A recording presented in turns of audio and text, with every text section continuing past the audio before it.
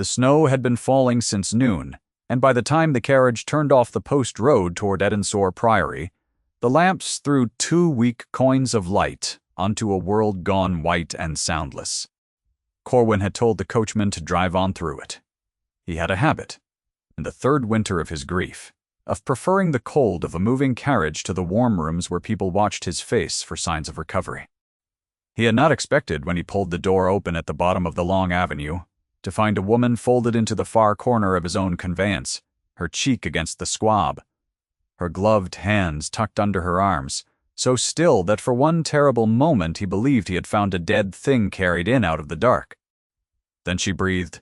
It was a small, shuddering sound, the kind a body makes when it has been cold for a very long while, and has stopped fighting the cold. Her lips had gone the color of slate. Frost had stiffened the hem of a gown that had been good once and was good no longer, the muslin worn thin at the cuffs, a man's coat thrown over it that did not belong to her. She did not wake when the door opened. She did not wake when the lamp swung its light full across her face.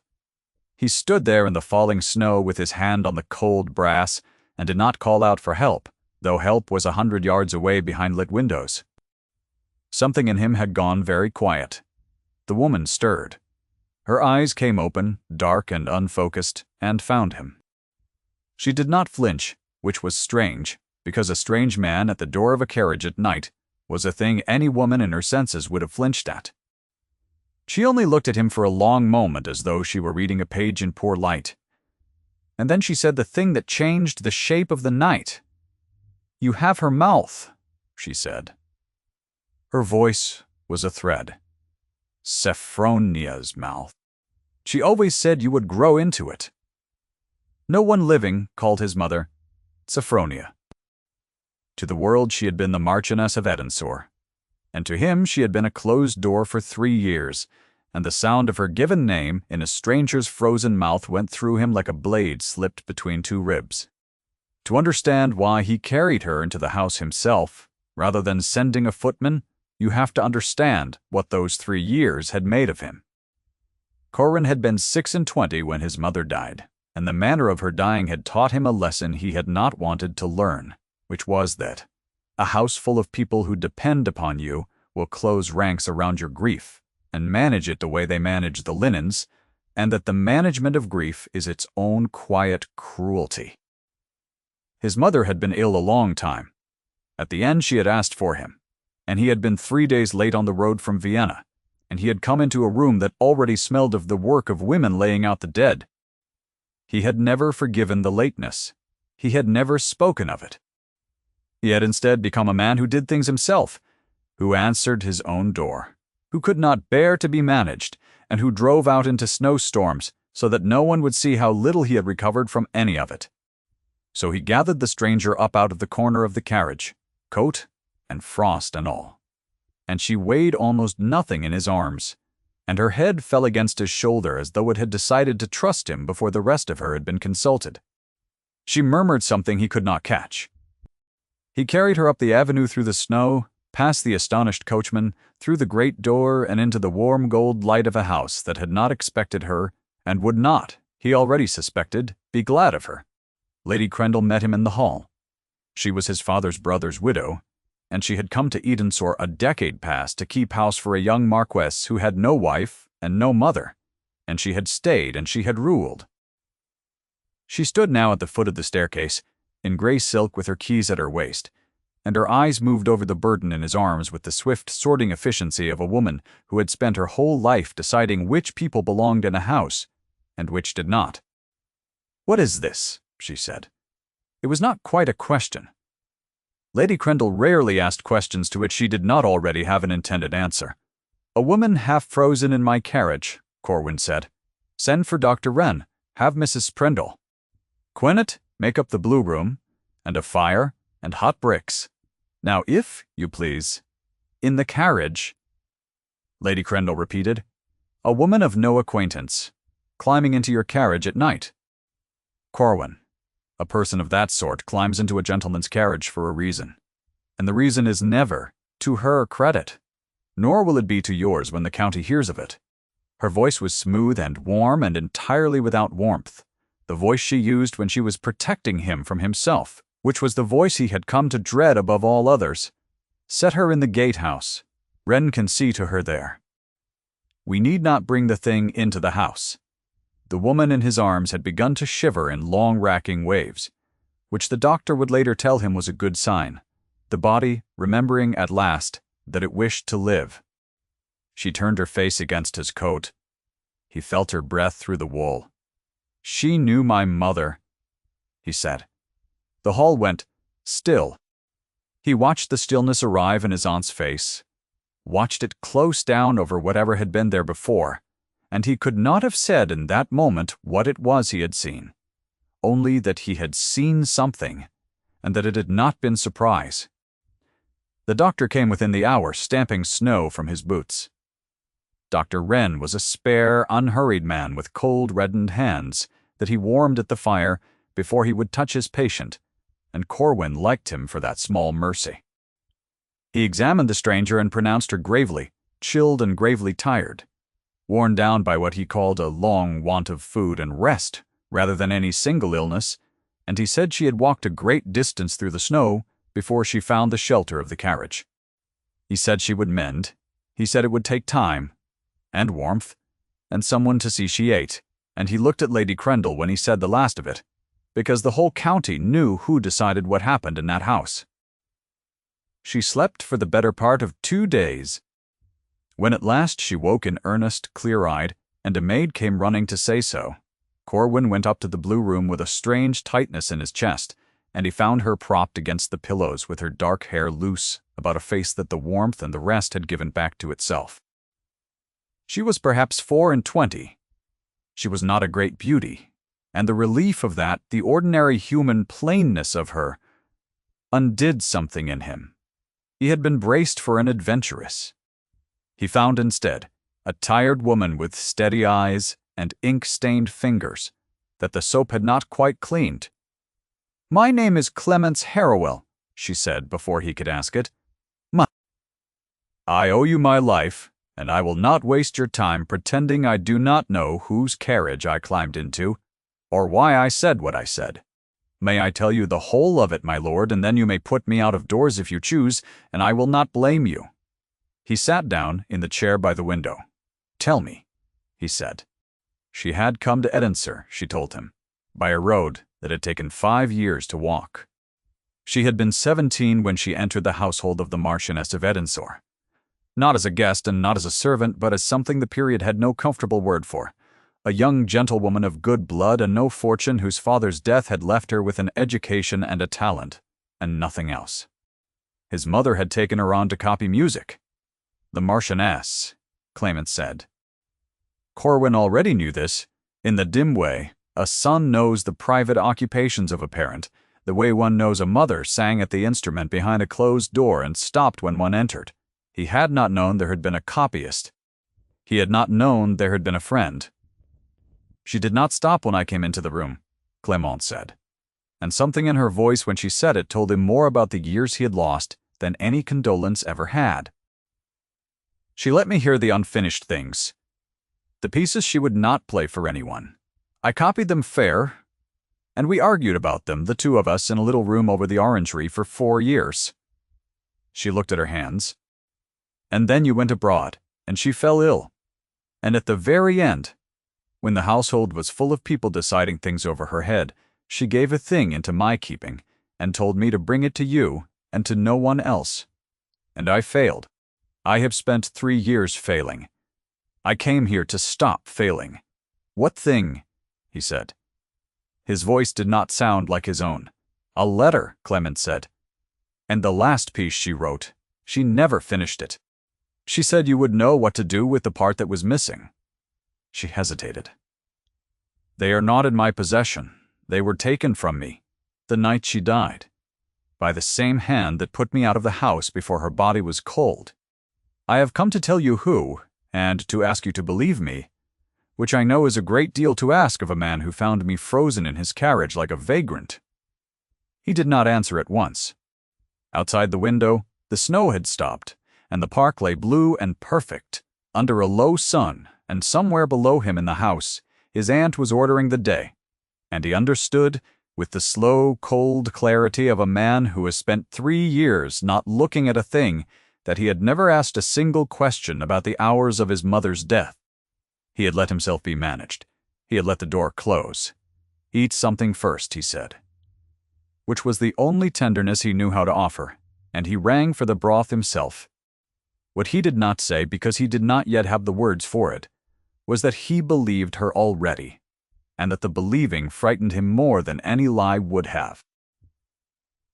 I want to pause here, only for a moment, the way the snow had paused outside that window.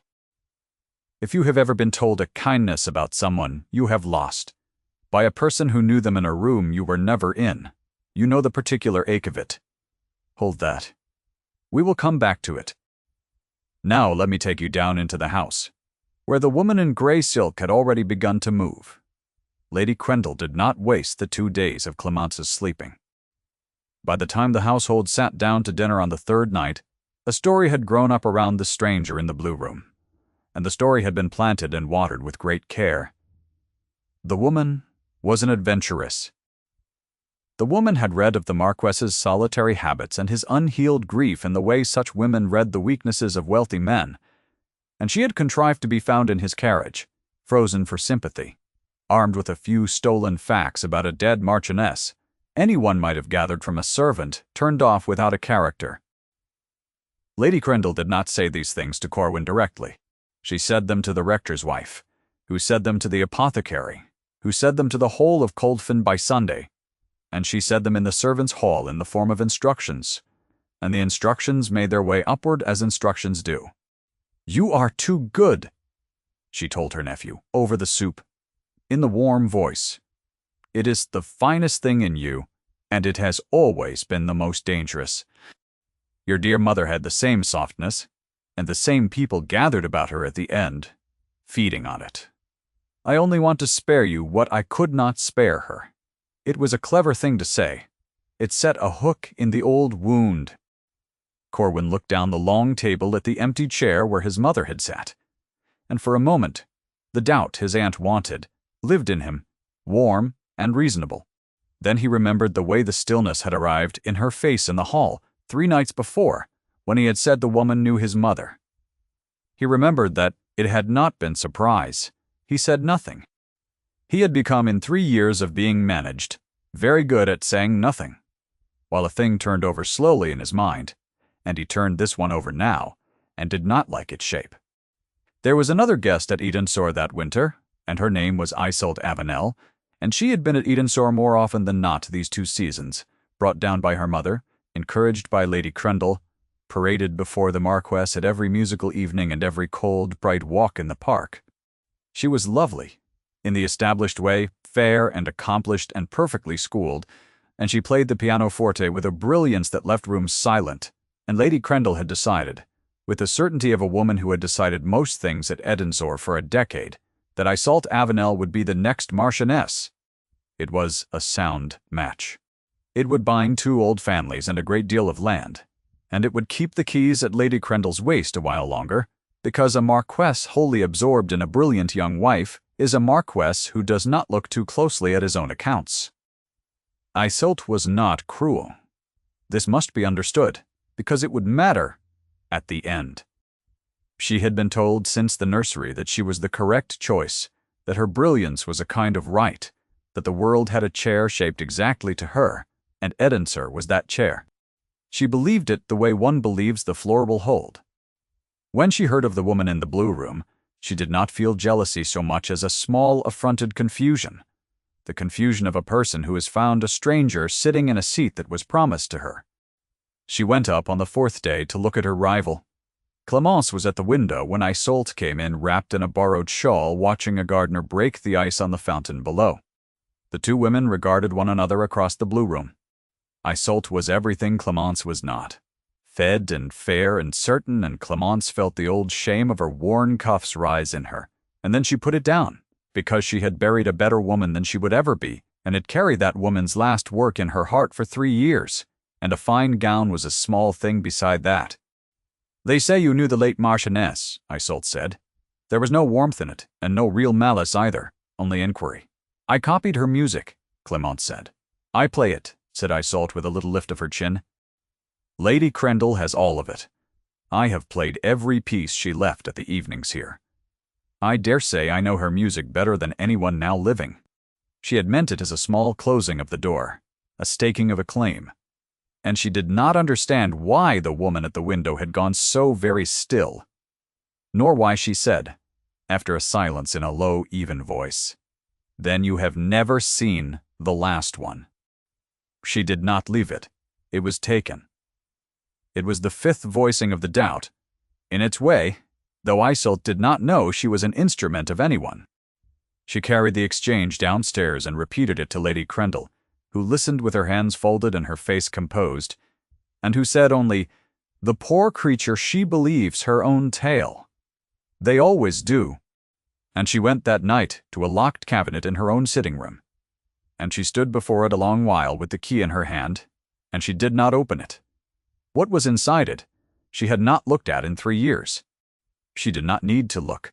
She knew exactly what it said, and what it would cost her if it were ever read aloud in a room with witnesses, and she had built 10 years of her life on the certainty that it never would be. Corwin began quietly to ask questions. This was the thing his aunt had not reckoned on, because for 3 years he had asked none. He went first to Mrs. Botter, Quennet, the housekeeper, an old servant who had been at Edensor since before his birth, and who had a way of looking at her hands when she did not wish to answer. He asked her who had been with his mother at the end. She named the doctor of that time, now dead, and the nurse, gone back to her village, and Lady Crendel. She did not name a young woman who copied music. When he asked her directly whether there had been such a young woman in the house, "Mrs." Quennet looked at her hands for a long moment, and then she said, "There was, my lord," and then she said nothing more, and the nothing was an answer in itself. He went next to the steward, Mr. Cott, Senan, who kept the accounts and the keys to the muniment room and the long memory of the estate.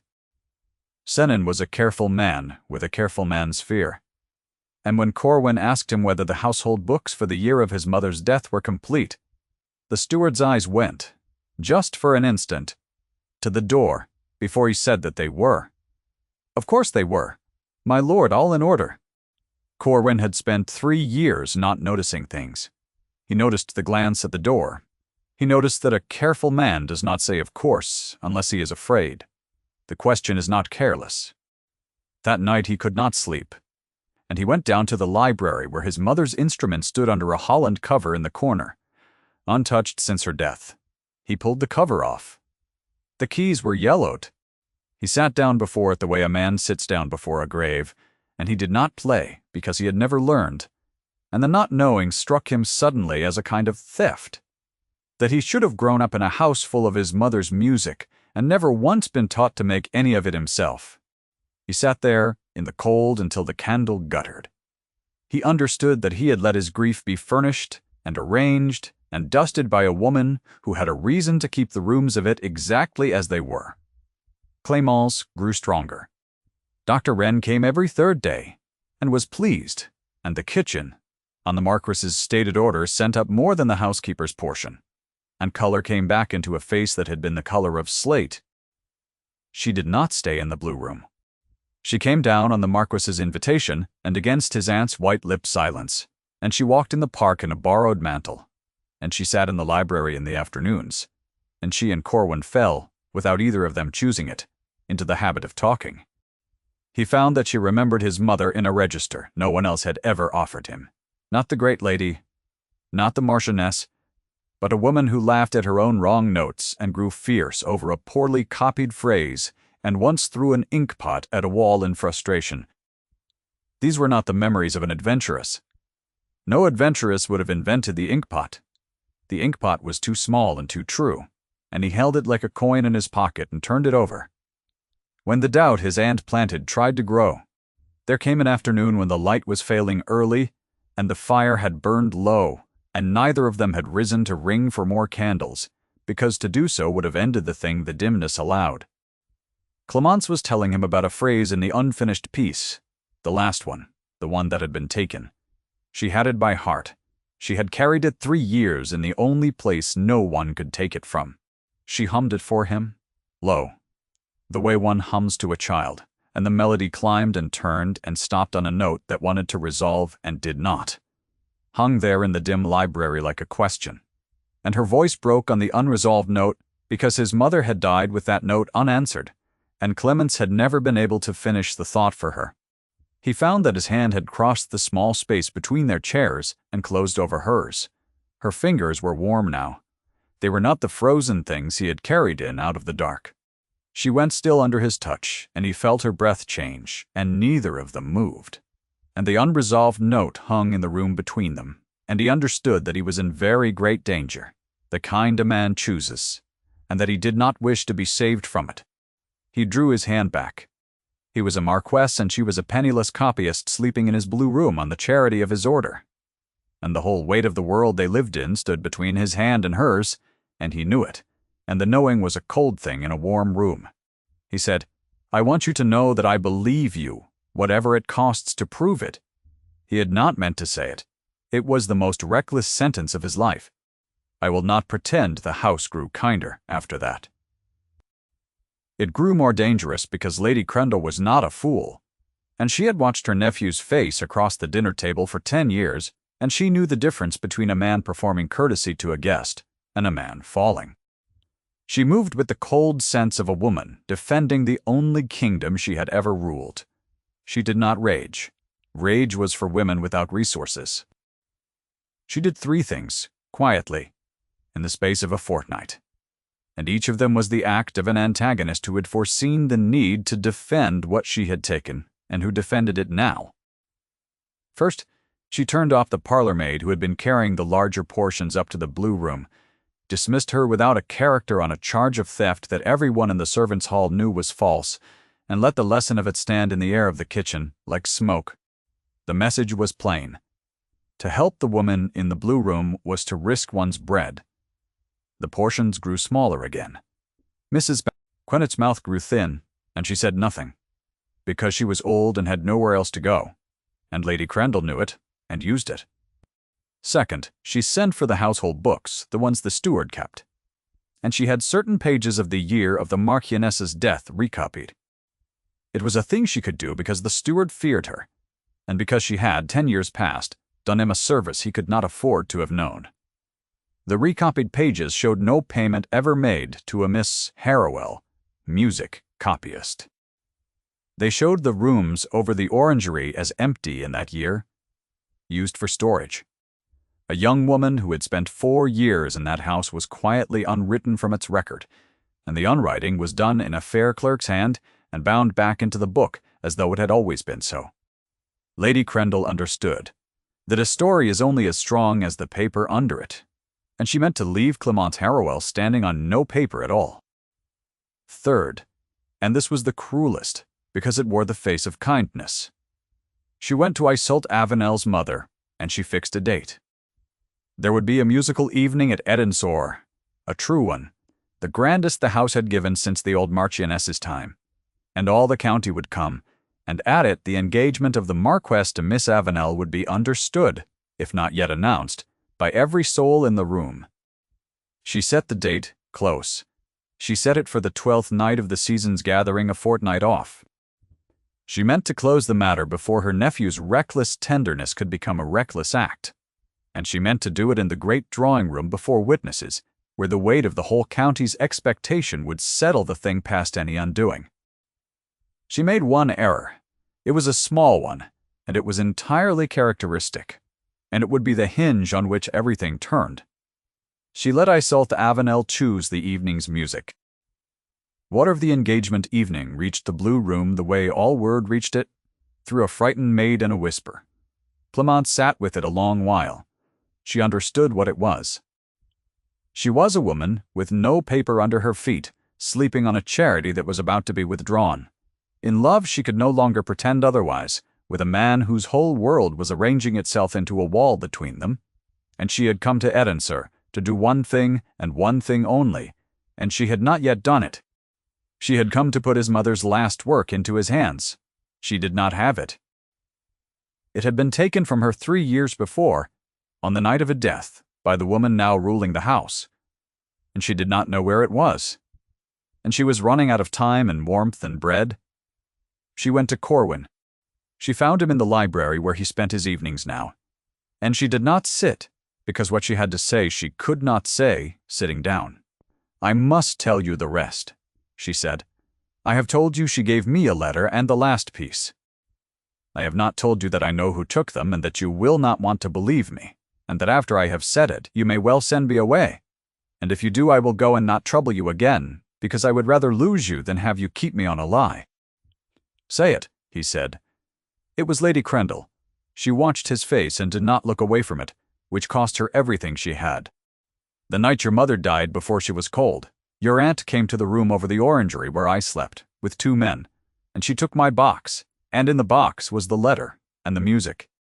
And she put me out of the house before dawn with the clothes I stood in, and told me that if I ever spoke of the Marchioness's private papers, I would be taken up as a thief, because the papers were the property of the estate, and I was a servant who had stolen them.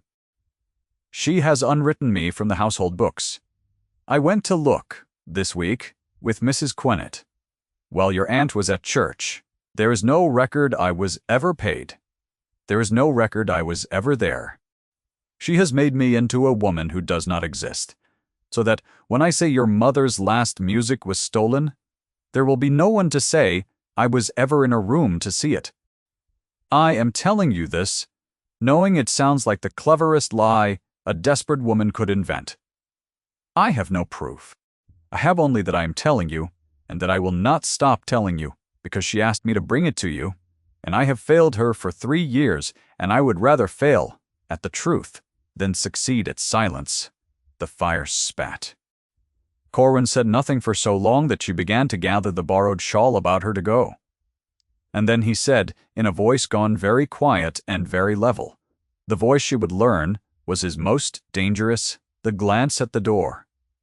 "My lord, Senan, the steward, when I asked him whether the books were complete, his eyes went to the door before he answered. I noticed it, and did not know what I had noticed."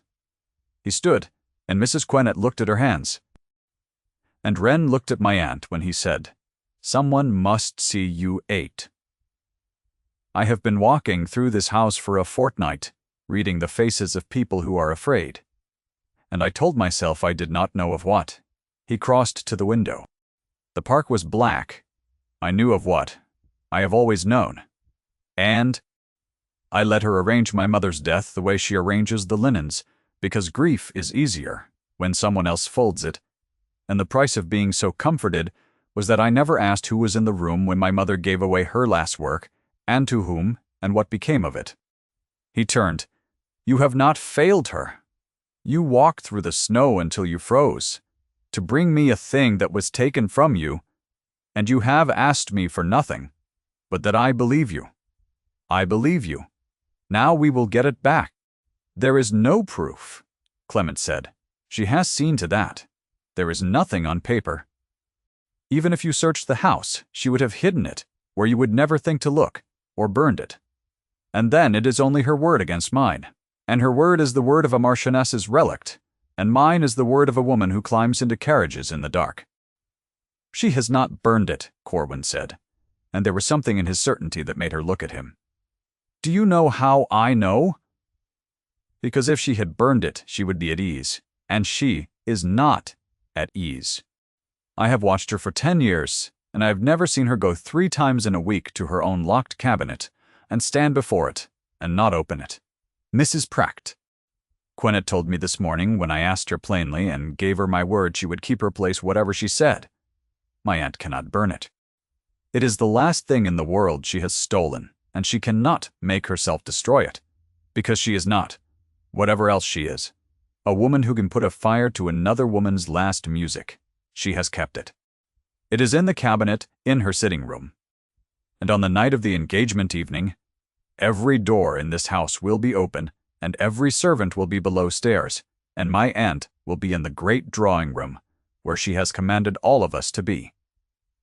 He stopped. He looked at her. "I would not ask it of you. The risk is all yours. If you are caught in her room, you are the thief. She has already painted you, and I cannot protect you from a thing she has built so carefully. You will not ask it of me, Clémence said. I will ask it of myself. She put me out of this house once and thought she had unmade me. I am not afraid of what she guards. What neither of them yet knew was that the proof would not come, in the end, from the cabinet. It would come from the one thing Lady Crendell could not recopy, could not unwrite, could not lock away, because it lived in a place no theft could reach. The 12th night came in hard and clear and cold, the park silver under a high moon, and Edensor blazed with light for the first time in 3 years. The carriages came up the avenue in a line, lamps swimming through the dark, and the great drawing-room filled with the whole of the county in its finest, and the candles doubled themselves in the long windows, and at the center of it all Lady Crendell moved in deep plum silk, with her keys gone for the night, and a diamond at her throat, gracious to every guest watching her nephew, with a small private satisfaction, because the thing was nearly done. Iseult Avenel sat near the instrument in pale rose, lovely and composed, the music she had chosen stacked at her hand. The Marquess stood by the fire, grave and courteous, and only the housekeeper, passing with the negus, saw how often his eyes went to the door. Clémence was not in the drawing-room. That was the arrangement. She was to remain above stairs, the half-forgotten invalid, while the county's eyes were on the great room, and she was to go, in the quiet, to a locked cabinet in an empty wing. She got as far as the foot of the back stair, in a plain, dark gown of Mrs. Quenet's lending, before she understood that the arrangement had already failed. Lady Crendell had foreseen this too. A footman stood at the turn of the corridor that led to the private sitting-room, posted there on some pretext, and another at the far end, and the cabinet in the empty wing was not, after all, unwatched. Lady Crendell had defended even the empty rooms. Clémence stood in the cold passage with her heart going hard, and understood that the door to the only proof was shut, and that her great plan had ended before it began. She did the only thing left to her. It was not the plan. It was better than the plan, and she came to it the way the truest things are come to, out of having nothing else. The music had begun in the great drawing-room. Iseult was playing, and she played beautifully, and the county sat rapt, and Lady Crendell stood at the side, with the look of a woman watching a thing she has built come true. Iseult finished one piece to soft applause, and turned to the next in her stack, and the next was a thing she had played a dozen times at Edensor, one of the late Marchionesses, a sweet and incomplete little air that Lady Crendell had given out to her years ago among the rest. She began it, and from the doorway where no one had seen her come, a voice rose and joined the instrument. It was not a trained voice. It was low and plain, and it had wept its way through 3 winters. Clémence stood in the door, and Mrs. Brete. Quenet's borrowed gown, and she sang the air Iseult was playing. And she sang it past the place where the written copy ended, on into the part that had never been written down, the part his mother had left unfinished and given into one keeping only. And the melody climbed and turned and reached at last the note that had hung unresolved in the library a fortnight before, and this time it resolved. Clémence finished it. She sang his mother's last thought to its end, the end that existed nowhere on paper, nowhere in any copy, nowhere in the world but in the heart of the one woman who had been in the room when it was made. Iseult's hands had stopped on the keys. She sat with her fingers still on the silent notes and her face open with an astonishment that had no performance in it, because she of all people knew exactly where the written music ended. She had played to that ending a dozen times and felt it stop short, and never known why. And she was hearing now for the first time where it had always been going. The room had gone utterly silent. The whole county sat without breathing, and every soul in it understood, without a word of explanation, the one thing that could not be recopied or unwritten or locked away. No stranger could finish a song that existed nowhere. No adventuress could complete a thought left unfinished by a dead woman and kept by no other hand. The proof was not on paper. The proof was the music itself, and Clémence had carried it 3 years in the one place from which nothing could be stolen. Corwin crossed the room. He did not hurry. The county watched him cross it. The Marquess in his dark coat walking the length of the great drawing room past his aunt, past the woman in pale rose at the instrument, to the doorway, where a plain woman in a borrowed gown stood with the last note of his mother's music still in the air.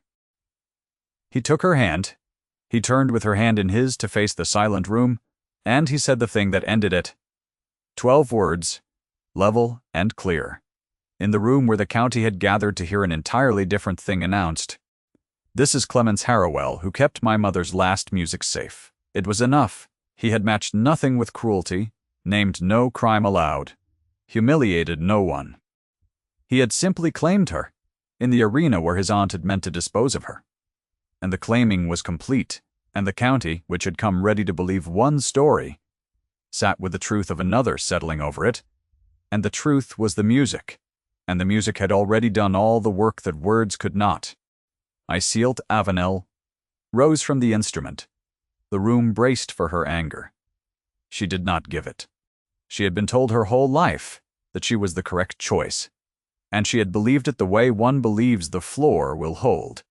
And in the space of one unfinished song, the floor had shown her where it ended and where something truer began. She looked at Clemence, and then at the Marquess, and then, last, at Lady Crendell, who had given her a dead woman's music to play, and never told her it was incomplete, never told her it was stolen, made her the unknowing voice of a theft. Something hardened in Iseult's lovely face, and it was not aimed at the woman in the doorway. "I played that air a dozen times in this house," she said, into the silence clear enough to carry. "I never knew it was unfinished. I should like to know who gave it to me, and how they came by it, and why they let me play a stolen thing and call it mine." And she stepped back from the instrument and would not sit at it again, and in stepping back she was no longer the rival but a witness, and her witnessing was sound, because the crowd's eventual seeing in that world was always sound.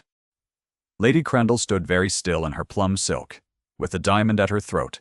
The room had turned by slow degrees to look at her.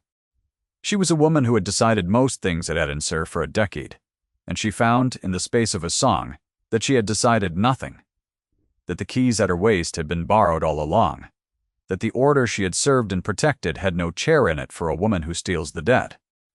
Her face did the thing the niche's antagonists do at the last. It did not break into villainy. It broke into recognition.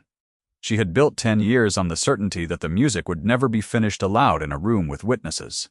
And it had been, and she understood, all at once and too late, that she had lost not to luck, and not to a forged paper of her own, but to the one thing she had been unable to make herself destroy. She did not deny it. That was the strange mercy of the end, that she did not make them drag it out of her. She said into the silence, in a voice gone suddenly old, "I kept the house." It was not a defense. It was very nearly a confession. The whole of her life folded into 4 words. The woman who had kept the house and been kept by the keeping, who had unwritten a girl from a ledger and put her in the road in the dark to protect an order that had no place for her either. "I kept the house," she said again. And then she said nothing more, and there was no triumph anywhere in the room at the sound of it, only the held breath of people watching a thing end that they had thought would never bend. Corwin did not destroy her. The niche does not destroy its antagonists, and neither did he. He sent for the cabinet to be opened, in the presence of the rector, and 2 of the county's older gentlemen, so that what was found would be found before witnesses, and in it, where Mrs. Quennet had said it would be, lay a small box, and in the box a letter in his mother's hand and a sheaf of music in his mother's hand.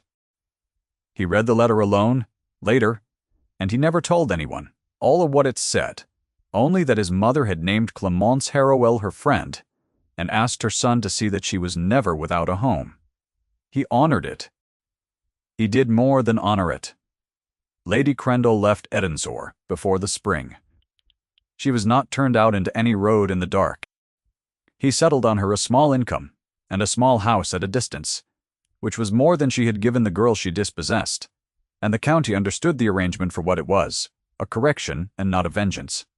And Lady Crendell lived out her years in the small house and was, the housekeeper said once, whiter at the end than anyone had ever known her, as though the keeping of the house had been a weight she was at last, against her will, set free of. The steward kept his place, on his honest confession of what he had been made to do, and recopied the recopied pages true, so that a young woman who had spent 4 years in that house was written back into its record, in a fair clerk's hand as though she had always been there, which she had. I told you we would come back to the ache of a kindness about someone you have lost, told by a person who knew them in a room you were never in. Here is where we come back to it. If Clemence's long walk through the snow has stayed with you, you might tell me which moment held you. I will leave the rest of it where it belongs, which is in the small things.